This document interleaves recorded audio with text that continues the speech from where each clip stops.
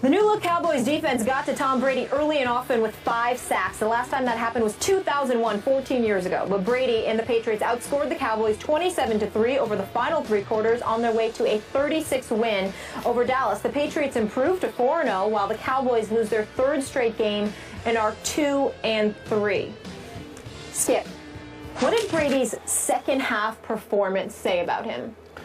Molly, Stephen A., big picture, it proved once again that Tom Brady is the best quarterback in all of the National Football League. But it said so much more about a guy that I often defend on this show. So I'm going to disqualify myself going in. I'm a Brady supporter. So you can take or leave what I'm about to say. But somebody needs to step up and defend a guy who's been so disrespected, whose reputation has been so tarnished through the Deflategate ordeal.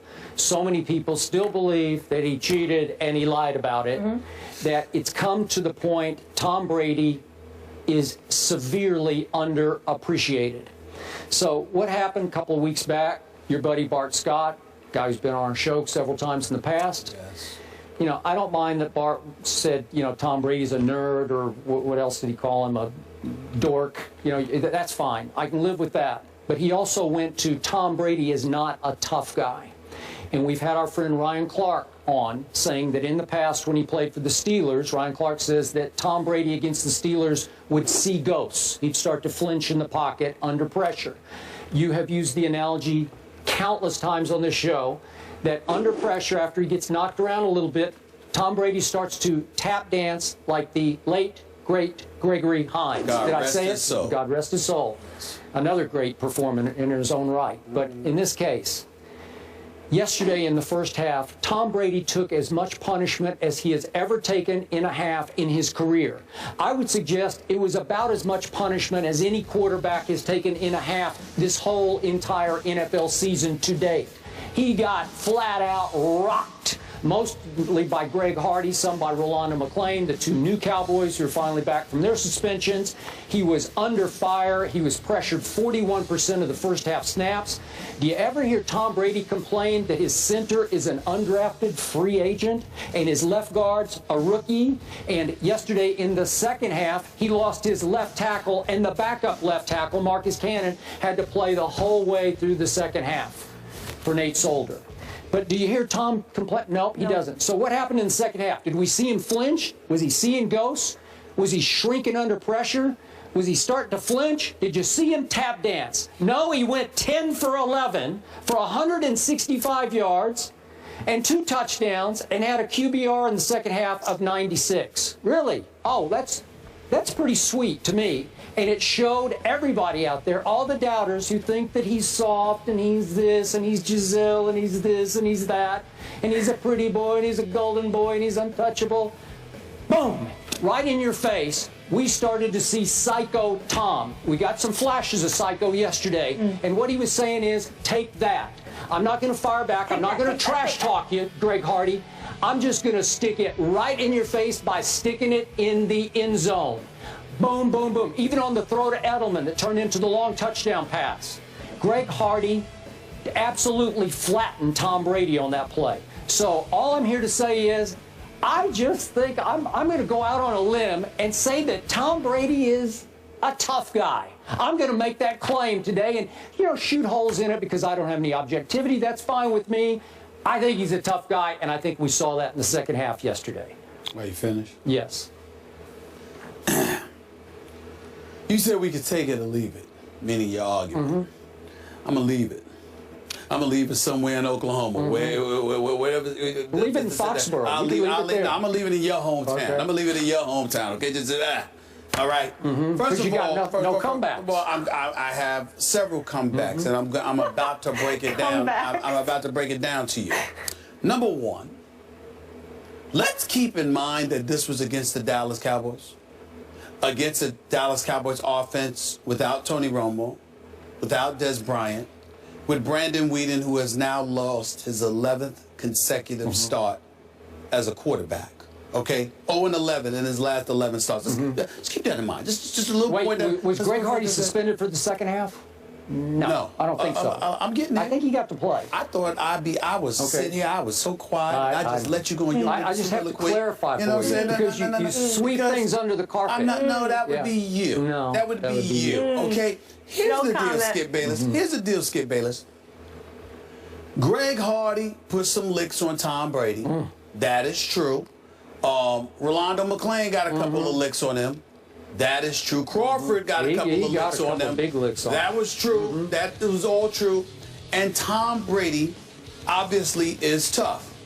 The fact Wait, you just said that? Well, if you rewind the tape from weeks ago, I specifically said that.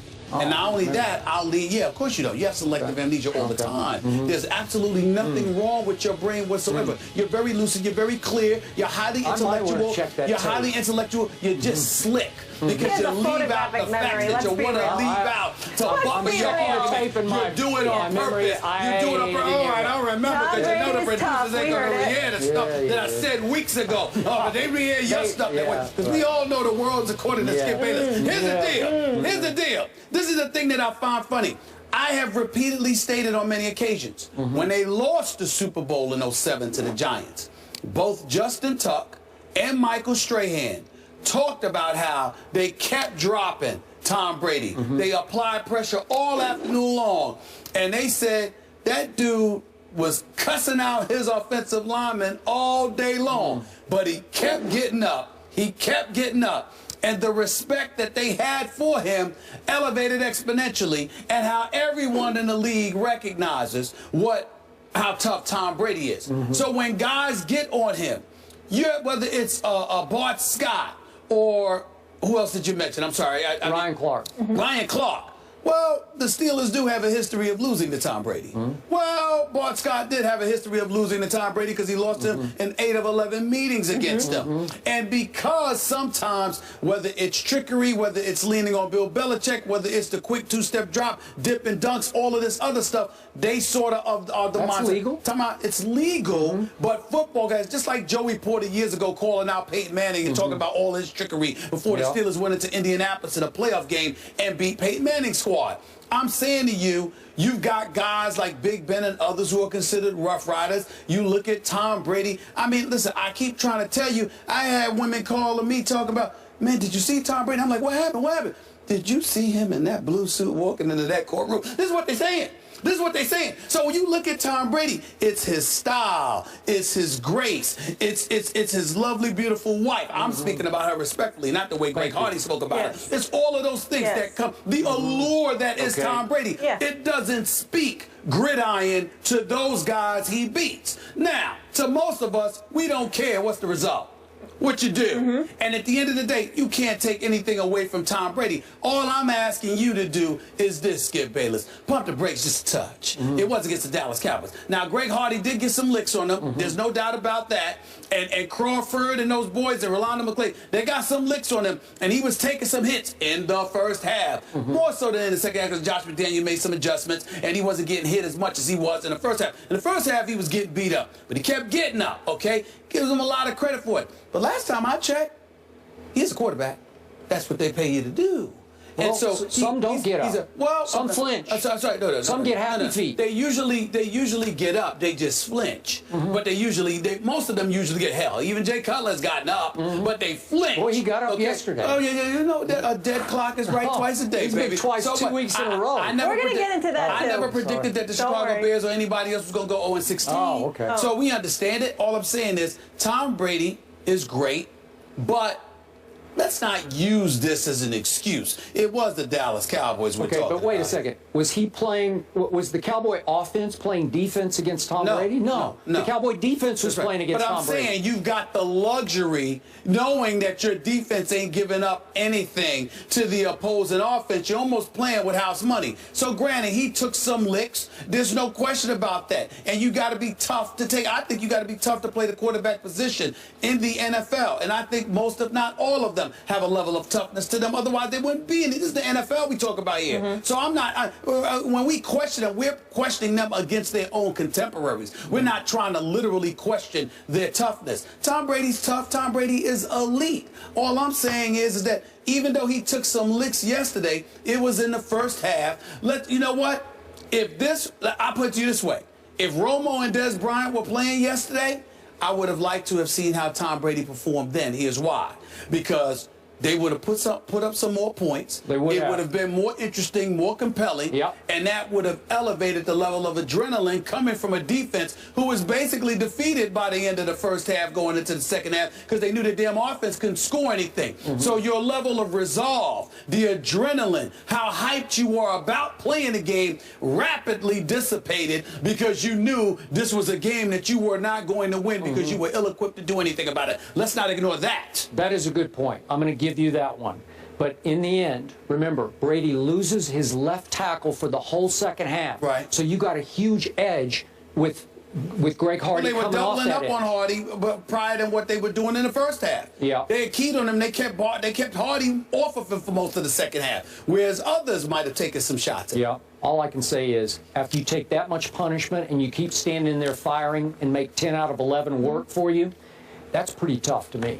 Tom Brady's 11 pass TDs, 0 interceptions for the first 4 games. That's only the 3rd time that's happened in NFL history. Pretty impressive. Another Broncos win despite another un-Peyton-like performance. The guys will tell you they're concerned after the break.